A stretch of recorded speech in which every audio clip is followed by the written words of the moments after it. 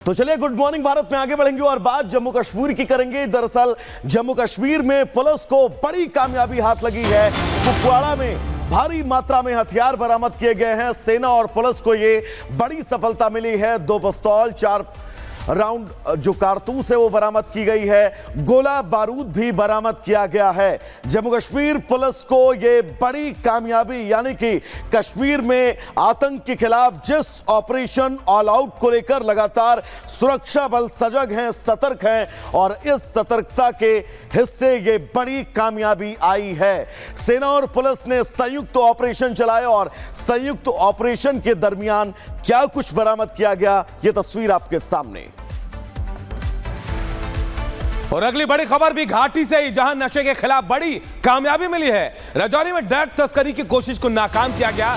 सीमा पार से तस्करी की साजिश हो रही थी और भारी मात्रा में हेरोइन बरामद की गई है। बताया जा रहा है कि 2 शख्स को भी पकड़ा गया है और 6 किलो हेरोइन जो है एलओसी के पास से बरामद की गई है। बरामद हेरोइन की कीमत करीब 30 करोड़ रुपए बताई जा रही है। तो देखिए, नशे के खिलाफ बड़ी कामयाबी मिली है और राजौरी में ड्रग्स तस्करी की कोशिश को नाकाम किया गया है। सीमा पार से तस्करी की साजिश हो रही थी। भारी मात्रा में हेरोइन के साथ 2 लोगों को गिरफ्तार किया गया है। हेरोइन के बारे में बताया जा रहा है कि एक लगभग 6 किलो है। एलओसी के पास इनको बरामद किया गया है और इनकी कीमत इंटरनेशनल मार्केट में लगभग 30 करोड़ रुपए से ज्यादा बताई जा रही है। तो बड़ी कामयाबी मिली है। देखिए, एलओसी से राजौरी के पास से 6 किलो हेरोइन जब्त की गई है, पकड़ी गई है। 2 लोगों को गिरफ्तार किया गया है और जब्त हेरोइन की कीमत 30 करोड़ रुपए बताई जा रही है। तो चलिए अब आगे बढ़ेंगे। दरअसल अमेरिका से आए भारतीय प्रवासियों को लेकर अब लगातार पंजाब सरकार जो है वो राजनीति करती हुई नजर आ रही है। पंजाब के मुख्यमंत्री भगवंत मान का कहना है कि केंद्र सरकार कहीं ना कहीं से ये सब कुछ जानबूझकर करवा रही है ताकि पंजाब को बदनाम किया जा सके। हालांकि इसके पीछे वजह कुछ और है। इस रिपोर्ट के जरिए विस्तार से आपको बताते हैं।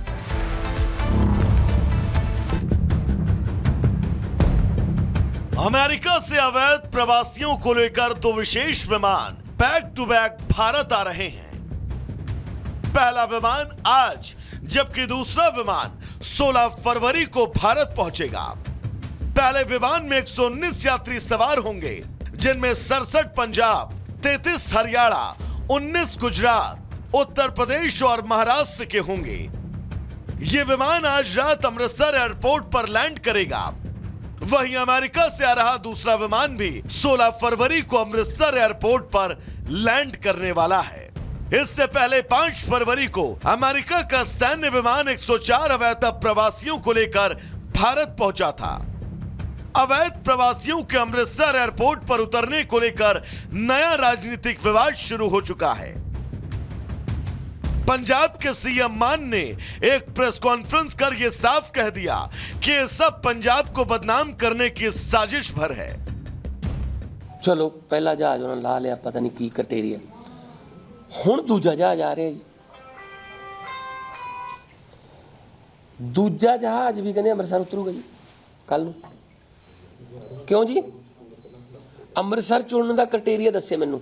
अमृतसर नूं क्यों चुनदे हो तुसीं? बदनाम करने वास्ते चुनदे हो, पंजाबियों को बदनाम करने वास्ते चुनदे हो तुसीं। अमेरिकी C-147 प्लेन से अवैध प्रवासी भारतीयों का पहला जत्था अमृतसर पहुंचा था। इस प्लेन में 104 भारतीय सवार थे, जिनमें 89 पुरुष और 25 महिलाएं थी। इन भारतीयों में 33 लोग गुजरात से थे।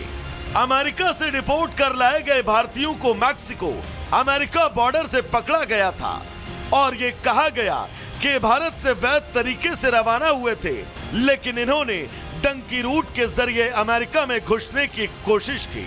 अमेरिका में करीब 18,000 अवैध अप्रवासी भारतीय हैं, जिन्हें भारत डिपोर्ट किया जाना है। पीएम मोदी के अमेरिकी दौरे के दौरान ट्रंप से इस मुद्दे पर खुलकर बात हुई। पीएम मोदी ने ह्यूमन ट्रैफिकिंग का मुद्दा उठाया और उम्मीद जताई कि राष्ट्रपति ट्रंप इस मामले में भारत का साथ देंगे।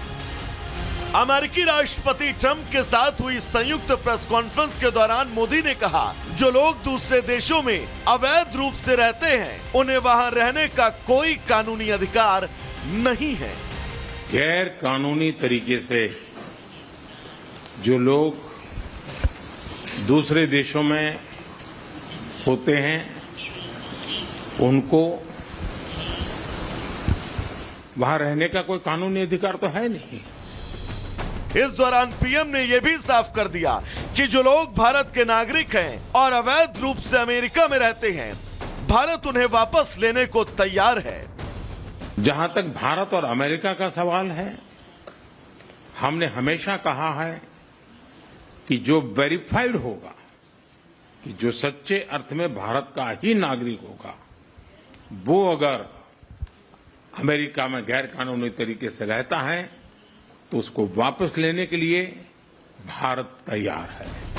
अमेरिका से आए सभी भारतीय नागरिक हैं। मामला अमृतसर में फ्लाइट उतरने से कोई बड़ी समस्या नहीं है। ये एक मानवीय मुद्दा है। इसे राजनीतिक रंग देने से बचना चाहिए। अब ऐसे में देखना होगा कि आखिर हमारे नौजवान विदेशों में जाने के लिए डंकी रूट का इस्तेमाल क्यों कर रहे हैं।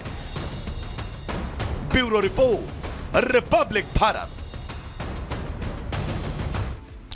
तो देखिए, सबसे बड़ा सवाल यही कि आखिर ये जो अप्रवासी जो भारतीय हैं अमेरिका कैसे अवैध रूप से पहुंच गए। तो इसका जवाब है डंकी रूट। सवाल यह भी कि आखिर ये डंकी रूट है क्या। तो देखिए, एक जगह से दूसरी जगह जाने के लिए वाया कैसे जाते हैं, ये डंकी रूट है। आप देखिए, भारत के लोग कैसे अमेरिका पहुंचे। भारत के जरिए पहले दुबई पहुंचते हैं, दुबई के बाद अजरबैजान पहुंचा जाता है, अजरबैजान के बाद तुर्की, और तुर्की से सीधे पनामा। जी हां, पनामा के बाद अल सल्वाडोर, अल सल्वाडोर से मैक्सिको, और यहां से बेहद आसान है अमेरिका पहुंच जाना। यही वो डंकी रूट है जिसके जरिए भारतीय जो लोग हैं वो अवैध तरीके से अमेरिका पहुंच गए, और अब यही अमेरिका इन भारतीयों को वापस भारत डिपोर्ट कर रहा है।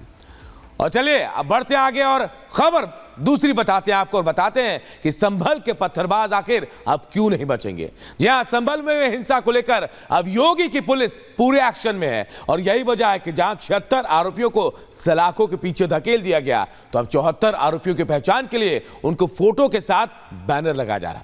मतलब साफ है, कोई अपराधी कहीं छिपा हो, कहीं भी बैठा हो, पुलिस उसका हिसाब पूरा करेगी। रिपोर्ट देखिए।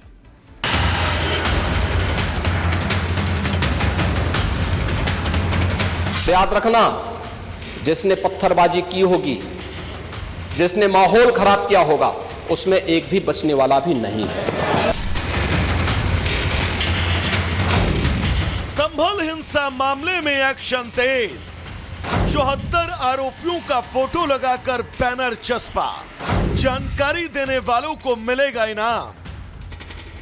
बीते 24 नवंबर को संभल में हुई हिंसा के बाद अब पुलिस दंगाइयों का चुन चुन कर हिसाब कर रही है।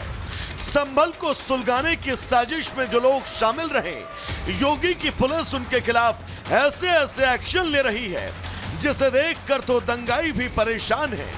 76 आरोपी अभी सलाखों के पीछे हैं, और दूसरे आरोपियों को पकड़ने के लिए पुलिस अब पोस्टर और बैनर लगाकर उनकी तलाश कर रही है।